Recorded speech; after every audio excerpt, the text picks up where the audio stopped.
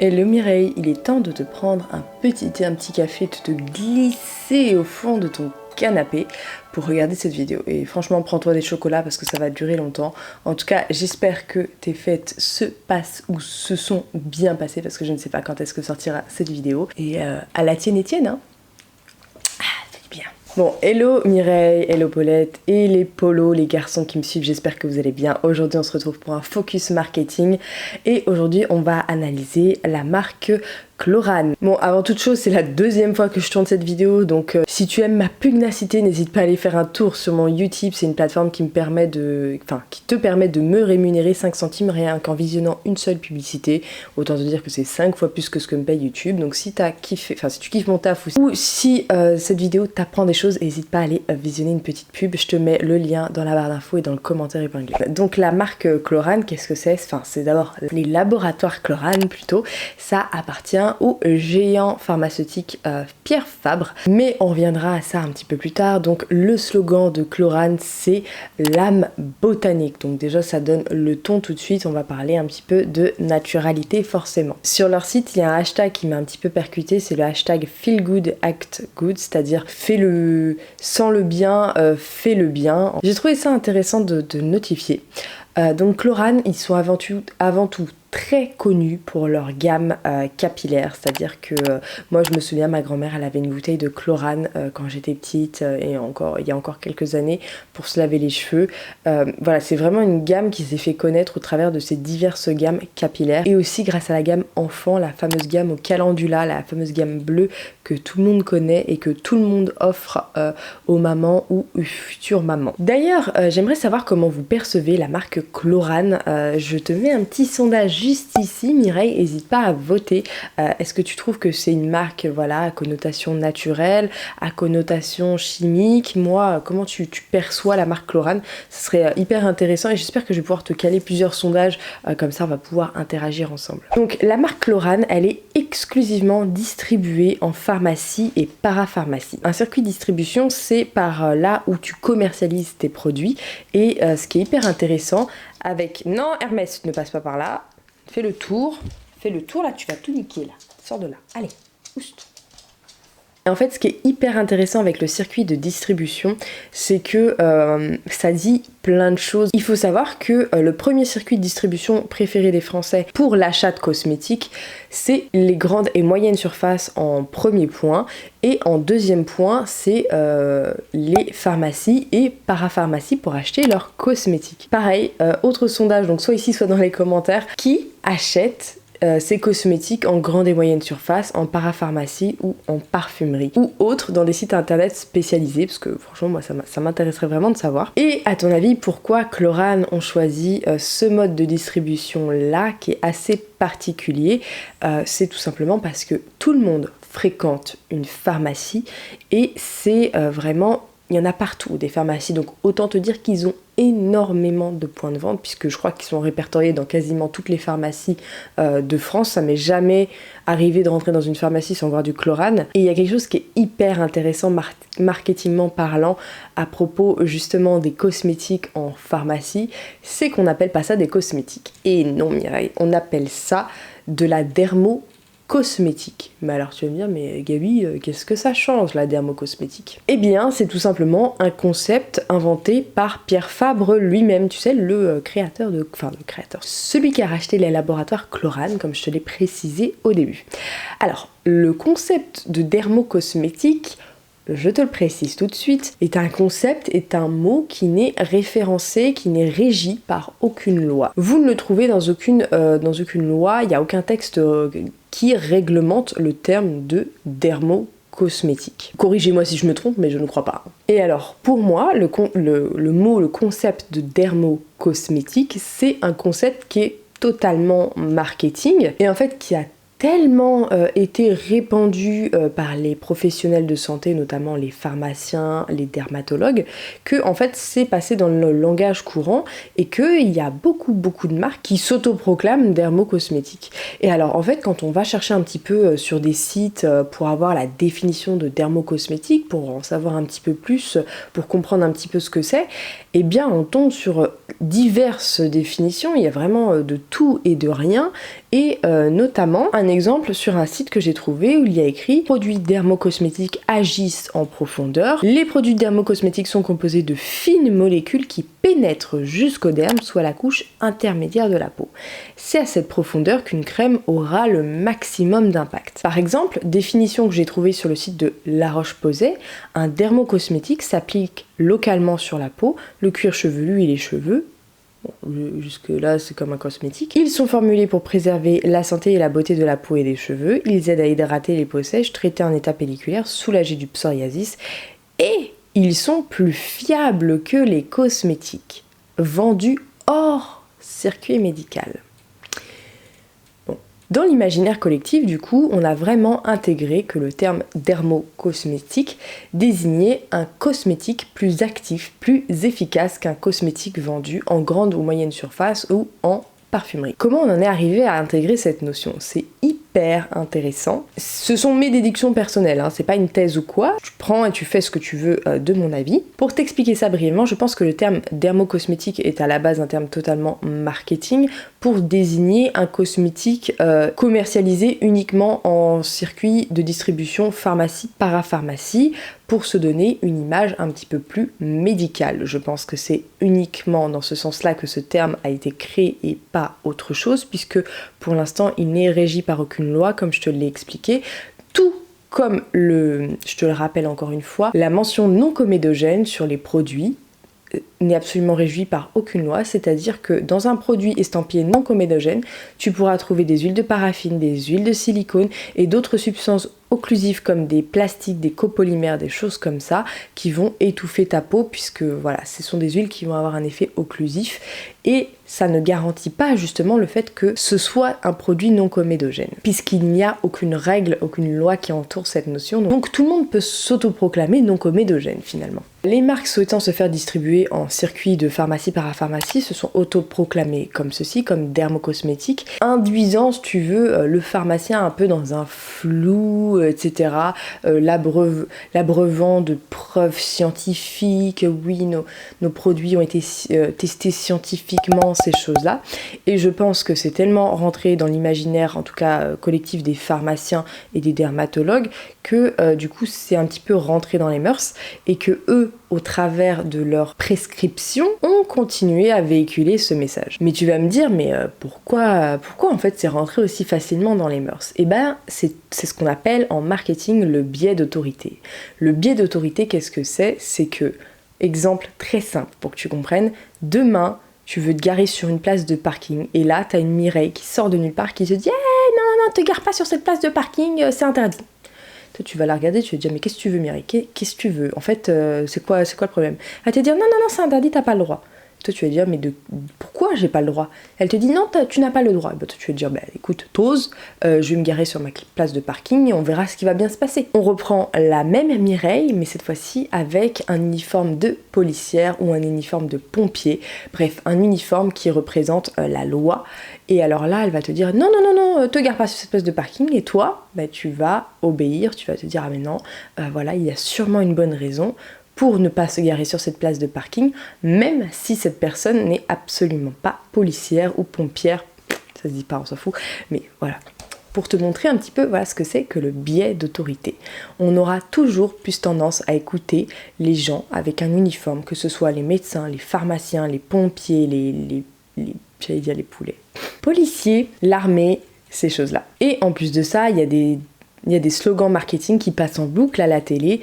Demandez conseil à votre pharmacien, demandez conseil à votre médecin, toujours pour asseoir cet argument d'autorité. Il faut aussi savoir une chose, c'est que du coup les dermatologues prescrivent des produits dermocosmétiques qui sont en libre service en pharmacie. Moi ça m'est déjà arrivé d'aller voir un dermatologue et qui me prescrivent du Aderma, du Aven et du La Roche-Posay. Mec, je me serais juste bien passé de payer 60 € pour une consultation pour m'acheter des trucs qui sont en libre service, mais bon, soit. Mais vous savez, les dermatologues sont tout simplement démarchés par c'est pas des contrôleurs médicaux, c'est des démarcheurs médicaux. Ah, j'ai oublié le terme, mais ouais, ils sont démarchés par ces gens-là pour vendre tel et tel produit et ils touchent des avantages en nature s'ils prescrivent et voilà, enfin, ils sont démarchés quotidiennement par ces gens-là et voilà, qui leur vendent monts et merveilles et forcément, du coup, puisqu'il est démarché par telle et telle marque, il va en parler. C'est comme moi, youtubeuse, quand je me fais démarcher par une marque de maquillage bio qui me tente bien, je vais tester et si j'aime bien, je vais vous en parler. C'est exactement le même concept. Sauf que, depuis 15 ans, il y a 2 fois plus d'allergies aux produits cosmétiques en France et pas moins de 10% de la population française fait des allergies à certains cosmétiques. Et alors là, tu te dis, il y a quand même un petit souci, c'est quand même bizarre. On est censé évoluer dans la science, on est censé toujours créer des produits mieux qu'avant et pourtant il y a 2 fois plus d'allergies qu'avant. C'est curieux. Donc les gens en général qui sont allergiques, intolérants, bref qui supportent mal les crèmes de grande surface, se dirigent vers les pharmacies puisque il y a beaucoup de cosmétiques, dermocosmétiques vendus en pharmacie et la pharmacie c'est quand même le temple du médicament. On y va avant tout pour se soigner. Quand on est malade, on achète des médicaments et qui dit médicament dit efficacité, qui nous rendent la bonne santé, recommandée, gérée par des professionnels de santé qui ont fait des années d'études. Donc on est dans un contexte de sérieux, de sûreté, de confiance. On est dans le contexte médical. Vous voyez que c'est un petit cercle, un petit bouillon, voilà, qui nous donne vraiment confiance quand on achète ces cosmétiques en pharmacie. Et pour cause, on fait beaucoup plus confiance à un pharmacien quand il nous recommande tel ou tel cosmétique que la conseillère Sephora qui va nous vanter la dernière crème pour laquelle elle va toucher des commissions. Sauf que les dermatologues et les pharmaciens, bien souvent, ne s'y connaissent absolument pas en cosmétologie. Ils ne connaissent pas la science de la composition des produits. Eux, tout ce qui leur importe, c'est l'argumentaire marketing qu'il y a écrit sur les boîtes. D'ailleurs, je pense qu'on a... Moi, j'ai déjà fait le test, hein. J'ai déjà demandé à plusieurs reprises est-ce qu'il y a du pétrole dans cette crème à la pharmacie. La dame n'était pas très à même de me répondre, ou du moins avec quelques difficultés, ne serait-ce que pour trouver une listing key sur les boîtes. Et c'est là, bon, tu te dis, bon. Bon, du coup, dans cette vidéo, qu'est-ce qu'on va analyser? On va analyser si les dermocosmétiques ont des compositions différentes des cosmétiques classiques. Donc, on va analyser brièvement la marque Chlorane. Donc, c'est une marque qui est dite pionnière et engagée. C'est une marque de soins dermocosmétiques, leader en pharmacie et parapharmacie en Europe, qui a basé le cœur de son activité sur l'exploration de l'univers végétal pour en découvrir les bienfaits et en proposer des produits de soins du quotidien. Chlorane est une filiale des laboratoires Pierre Fabre. Le groupe est présent dans plus de 40 pays et a réalisé un chiffre d'affaires en 2014 de 2,1 milliards d'euros. Leur logo Chlorane est vraiment sur fond vert, un fond vert carré, très simple, très basique. Et le mot laboratoire reste en dessous le logo Chlorane et c'est vraiment très important, c'est pour rappeler cet aspect médical, toujours laboratoire, scientifique et sérieux de la marque. On va parler un petit peu plus des packaging. Donc les packaging, vraiment on distingue plusieurs gammes capillaires par les coloris tout simplement. Donc soit le coloris est affiché directement sur le packaging, soit directement dans le produit en lui-même, c'est-à-dire que les produits contiennent des colorants qui correspondent à la couleur désignée de la gamme par exemple. Les packaging sont quand même très sobres, très basiques. On reste dans un univers très médicamenteux. On a un fond blanc avec juste le logo vert, quelques allégations marketing sur le produit, mais rien de très voyant, rien de très tape à l'œil si tu veux. Et évidemment, on a une belle illustration de l'extrait végétal utilisé dans le produit pour nous rappeler l'aspect naturel, la naturalité du produit. Distingue aussi une mention brevet déposé, toujours sur fond vert, comme sur un médicament. C'est assez intéressant puisqu'en général, quand on voit brevet déposé, on a l'impression que le produit sera forcément efficace et c'est pas forcément le cas. On peut déposer un brevet sur un produit qui peut être totalement inefficace sur certaines personnes. Maintenant, je vais parler des compos. Alors, j'ai eu quelques difficultés avec les compositions, hein, un peu comme Yves Rocher d'ailleurs. Selon les sites que j'ai consultés, donc les revendeurs, le site Chlorane, etc., les différents revendeurs, j'ai trouvé énormément de variations dans les compositions. Alors, je ne sais pas si ça a été des erreurs, je ne sais pas si c'était des anciennes compositions et que Chlorane les a modifiées à plusieurs reprises. Je pense plutôt pour la deuxième option, je te l'expliquerai d'ici 5 minutes. Et en fait, il y a un truc qui m'a vraiment agacé sur le site, c'est que quand tu veux chercher la composition sur le site Chlorane, il faut passer la souris sur le mot composition et garder la souris sur le mot composition. Si tu veux copier-coller la composition du produit Chlorane, tu ne peux absolument pas, tu peux juste faire une capture d'écran et c'est extrêmement désagréable pour le consommateur qui veut copier-coller les ingrédients pour pouvoir faire des recherches individuellement sur chaque ingrédient utilisé dans la composition. C'est extrêmement agaçant et ça donne vraiment pas envie de décortiquer les compos et je pense qu'il y a plusieurs personnes qui ont dû vouloir essayer de décortiquer les compos et qui se sont dit en fait non c'est bon, laisse tomber, j'arrête là. Et voilà, ça rebute totalement le consommateur et je trouve ça très dommage. Donc on va analyser globalement la gamme à l'avoine, la gamme de soins capillaires à l'avoine. Donc là on est sur le shampoing, on nous dit que l'avoine est traditionnellement utilisée pour ses vertus adoucissantes. Le shampoing est d'une très haute tolérance pédiatrique, testé sous contrôle dermatologique. Ce shampoing a d'une extrême douceur, il respecte le cuir chevelu, hydraté, protégé, le cheveu de la famille, retrouve de la douceur et de la souplesse. Bref, beaucoup d'allégations marketing.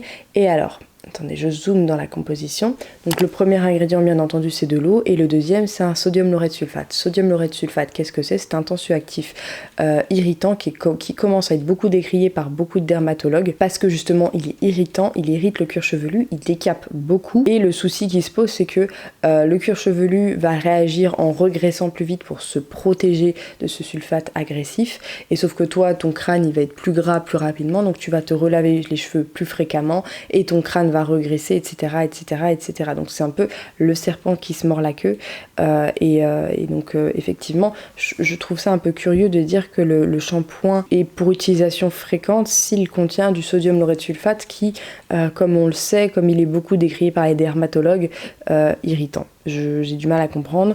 Alors je vais passer assez brièvement sur les compos parce que je sais que ça peut être vite chiant. Donc après on a plusieurs tensioactifs qui sont plus doux cette fois-ci. On a effectivement l'extrait d'avoine qui arrive en milieu de compo. On a des stabilisateurs de pH. On a effectivement après un disodium EDTA qui est un agent de chélateur qui est là pour séquestrer les voilà. Rentrer dans les détails, mais le problème du disodium EDTA c'est qu'il est très polluant à produire, il est peu biodégradable et en fait il s'accumule dans il n'est pas traité si tu veux par les stations d'épuration, ce qui fait qu'il s'accumule dans l'environnement, c'est un peu dommage. Et ensuite on a des acrylates copolymères, alors si je ne dis pas de bêtises je crois que ce sont des dérivés de plastique. Alors là par rapport à un cosmétique de grande surface, honnêtement je ne vois pas beaucoup de différence si ce n'est qu'il n'y a pas de conservateur polémique type parabènes, phénoxyéthanol, méthylisothiazolinone qui sont hautement allergisants. Donc là on va passer à l'après-shampoing à l'avoine. Donc là on est sur une composition on va dire qui est très très saine. J'ai honnêtement pas grand chose à lui reprocher si ce n'est éventuellement le propylène glycol qui peut être éventuellement irritant mais honnêtement j'ai pas grand chose à lui dire. On retrouve un agent filmogène à savoir le cyanhydrimonium chloride qui peut être aussi utilisé comme conservateur mais qui donne surtout beaucoup de glissant aux cosmétiques capillaires. On retrouve du parfum et par contre là selon les compositions que j'ai étudiées sur cette composition là j'ai retrouvé du méthylisothiazolinone qui est un conservateur qui remplace souvent les parabènes dans les compositions.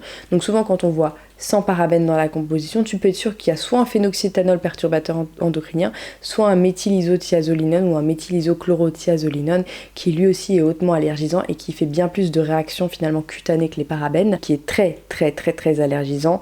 Faut vraiment faire attention avec ça. Et du coup sur le site de Chlorane il n'y est pas, mais sur d'autres sites je l'ai trouvé à plusieurs reprises dans la composition. Donc je ne sais pas s'ils ont revu leur formulation, peut-être parce que si ça se trouve il y a eu des plaintes, mais du coup je trouvais ça important de te le préciser. Et en fin de compo on retrouve un polyquaternium 37 qui est un agent filmogène qui est là pour donner du glissant aux cheveux. Le soin sans rinçage à l'avoine, pareil, on est sur une composition qui est pas si horrible que ça en fait au début de la composition, mais on retrouve par exemple un phénoxyéthanol en fin de composition qui est un perturbateur endocrinien, et on retrouve énormément de substances parfumantes avec le citral, le linalol, le limonel.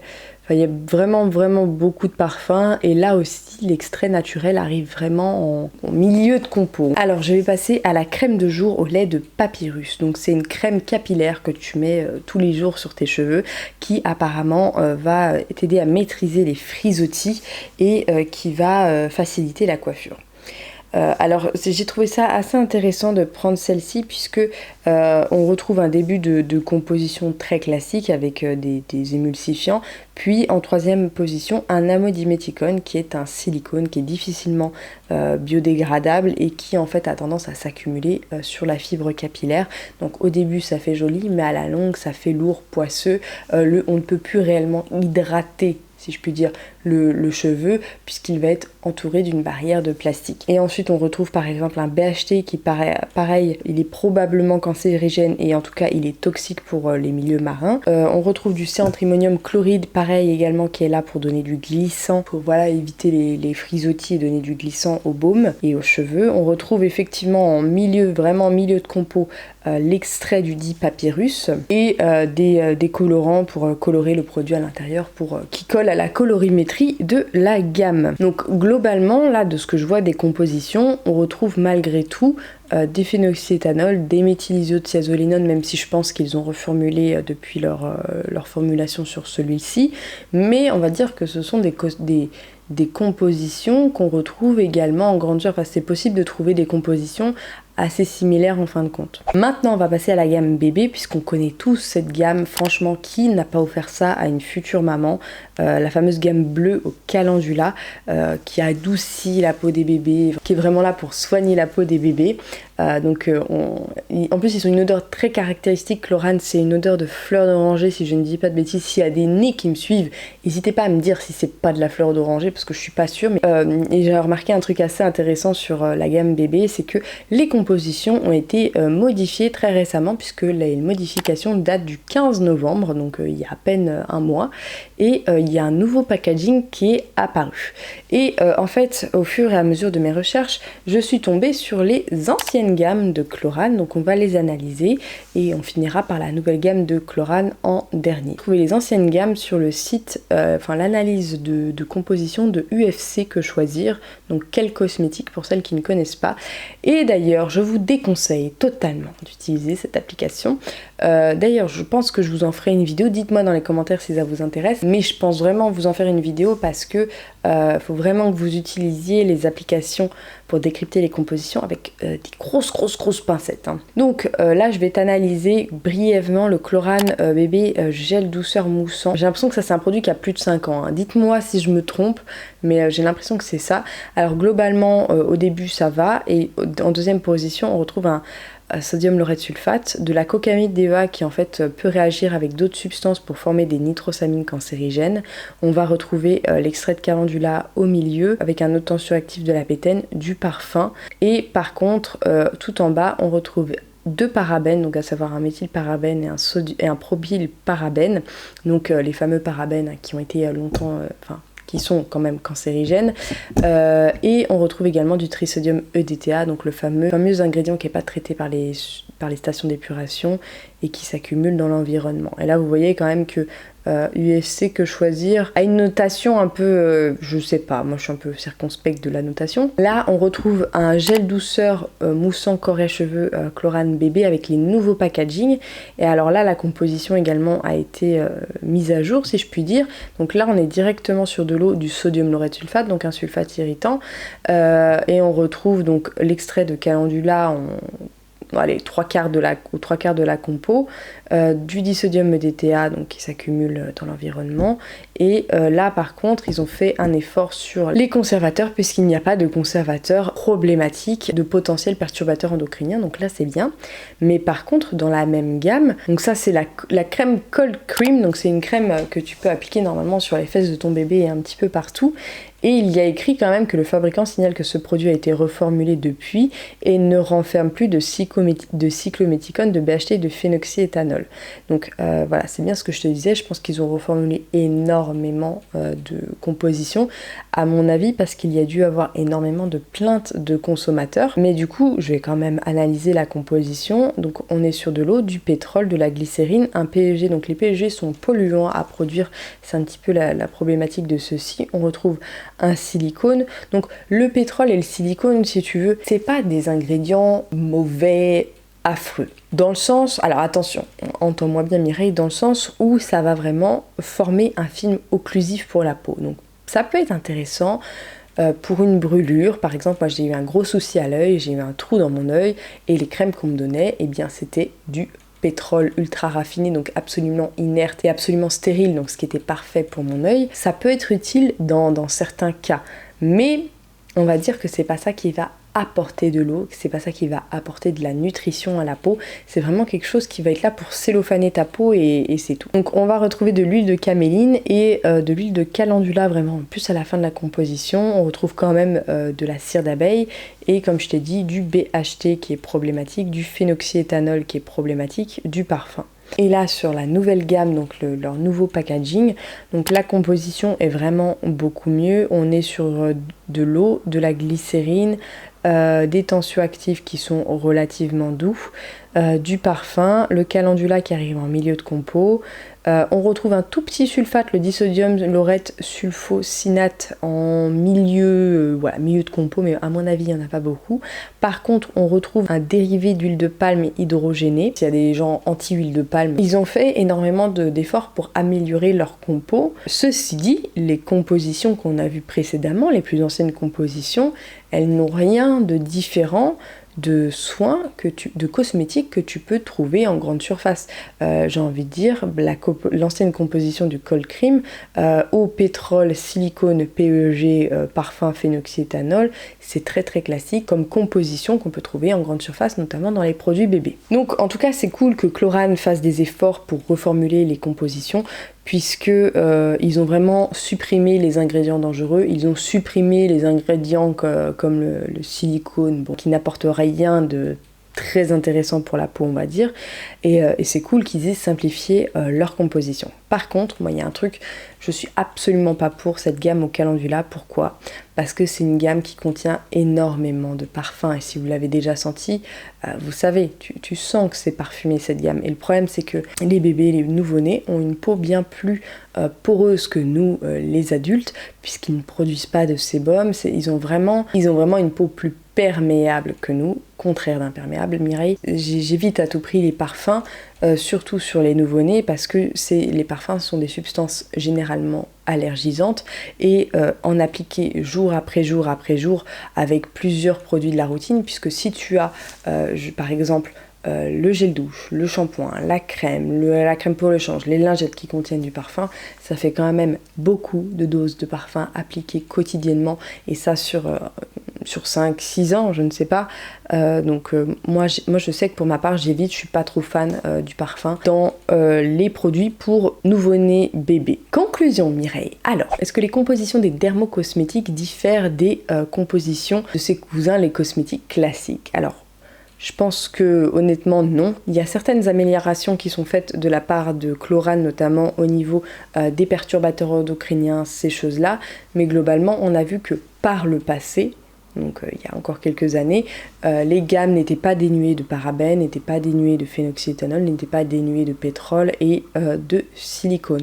Donc pour moi, sur ce point-là, c'est non, les dermocosmétiques ne sont pas différents des cosmétiques. Est-ce que les produits de pharmacie du coup sont plus sûrs que leurs cousins les cosmétiques de grande surface ? Et bah là aussi je vais te répondre non Mireille, puisque pour toutes les raisons citées précédemment, typiquement phénoxyéthanol, parabènes, méthylisothiazolinone, chlorothiazolinone, je vais te dire que non, ils ne sont pas plus sûrs. Alors peut-être qu'il y a eu des efforts qui ont été faits récemment pour enlever tous ces perturbateurs endocriniens, enlever une bonne partie des allergènes, mais tu peux voir que Par exemple, pour les sulfates, il y a encore beaucoup de sulfates qui sont utilisés dans la majorité de leurs produits, donc pour moi c'est un non également. Est-ce que les extraits botaniques présentés sur les packagings sont présents en grande quantité dans les compositions?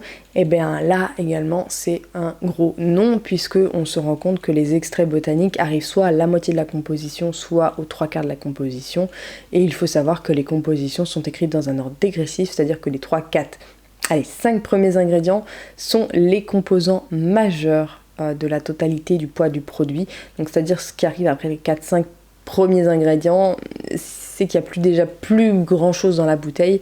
Donc pour moi, au niveau de la naturalité du produit, je ne suis pas totalement convaincue. Et l'efficacité des produits pharmaceutiques. Et alors là, Mireille, ça va être à toi de me dire si tu trouves que, est-ce que les produits de parapharmacie, est-ce que tu trouves que les produits dermocosmétiques sont plus efficaces ou non que leurs cosmétiques classiques de grande surface ou de parfumerie? N'hésite vraiment pas à me dire en commentaire. Mais pour ma part, je pense qu'il y a vraiment une dimension qui est psychologique quant à l'achat de cosmétiques en pharmacie, parce que je pense plus que l'efficacité du cosmétique que tu vas acheter en pharmacie tient plus en fait de l'effet placebo qu'autre chose. Pour moi ça se passe plus dans la tête, comme on a pu le constater. Finalement les crèmes, les shampoings, ces choses là n'ont pas de grand chose de différent par rapport aux cosmétiques de grande et moyenne surface et de parfumerie. Donc pour moi je pense que l'efficacité réside dans l'effet placebo. Mais écoute, on est là pour débattre, débattons dans les commentaires, ça peut être hyper intéressant, surtout si c'est des commentaires construits. Bon, en tout cas, merci à toi d'avoir tenu jusque là, j'espère que tu t'es pas envoyé 45 paquets de chips ou défoncé 4 paquets d'amandes pour les plus healthy d'entre nous. En tout cas, si t'as kiffé mon taf, n'hésite pas à aller faire un tour sur YouTube, vraiment c'est important, c'est comme ça que t'arrives à faire vivre la chaîne YouTube et à me permettre de produire du contenu non sponsorisé. Donc il est dans le commentaire épinglé et directement en haut de la barre d'infos. En tout cas, moi je te fais plein de bisous, je te laisse avec mes autres vidéos de Focus Marketing et je te dis à très bientôt dans une prochaine vidéo.